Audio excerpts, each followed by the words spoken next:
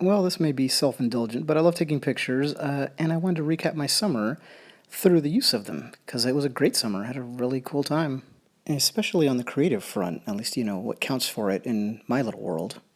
For instance, I discovered the recent graphic novel pictured here, My Favorite Thing is Monsters by Emil Ferris, and it turned out to be one of the best things I've ever read, one of my favorite things, and it really inspired me. Got to correspond with the author a little bit online as well, and she complimented my YouTube review of it, which gave me a geek thrill. She even told me that she watched it while finishing up part 2. Like, she didn't just stumble over it. While working on Volume 2 and finishing up, she purposely stopped, took a break, to then watch my video and get a little energy to keep going. Which is the biggest compliment I've ever gotten about something that I created because of where it came from. And if you're familiar with my channel, you know I love exploring Texas, especially the more off-the-beaten-path stuff, so here's a little plane flying over a spooky Victorian house. An abandoned house just rotting away. Way out in the middle of nowhere, my son played pitch baseball, coach pitch baseball for the first time, so that was fun. There's the ball, and he was taking a swing at it. We'll see if we sign him up for that again, not sure. Here's me with my daughter at the Dallas Museum of Art. They had a great exhibition of Mexican art. We had to move offices at work this summer, and because of that, I stumbled across this stuff of my daughter's, and I don't know how that got to my job.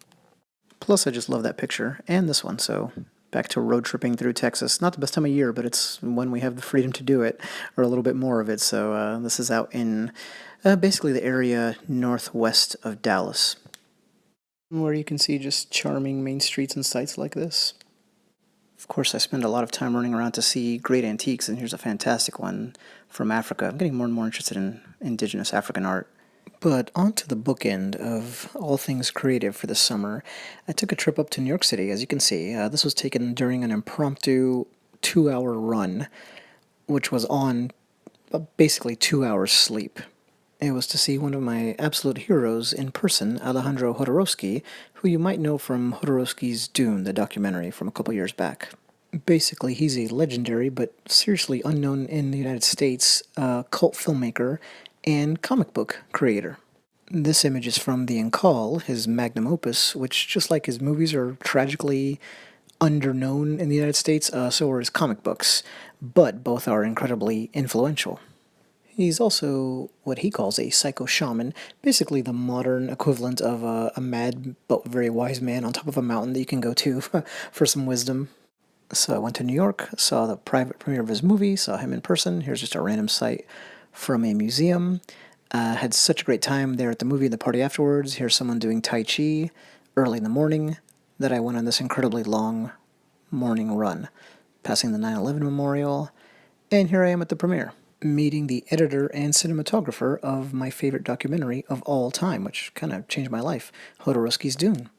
I even got to have dinner with Paul, the guy on the left. He's the editor, who's also worked on Ken Burns' World War II documentary, among other things, so it was just added to the amazing quality of the night. There was a party afterwards where the star of the movie, who happens to be Alejandro Jodorowsky's son, played a mini concert. Here's the mic that he used. He did a beautiful version of Stand By Me in Spanish. I, of course, saw a lot of antique weapons and took pictures of them this summer, especially for my book. I think I finally really broke through on my book. I'm wrapping it up as we speak, so that was really exciting. This is one I own, and just part of that strange, forgotten collection of weapons that I guess I'm turning into an expert in. Here's a really fantastic sculpture that we saw at that Mexican art exhibit that I mentioned earlier. Every summer I take my kids to see Studio Ghibli movies on the big screen, usually Miyazaki, but not this one. This was when Marnie was there. And one last cultural outing, seeing my friend's band South San Gabriel, and they're fantastic. YouTube them. The weekend right before I resume, driving the kids to school and all that good stuff. Then lastly for the summer, the other thing that really changed, I guess it was kind of a summer of change, is started dusting off the black belt, reconnecting with my original sensei training because of the weapons videos I do.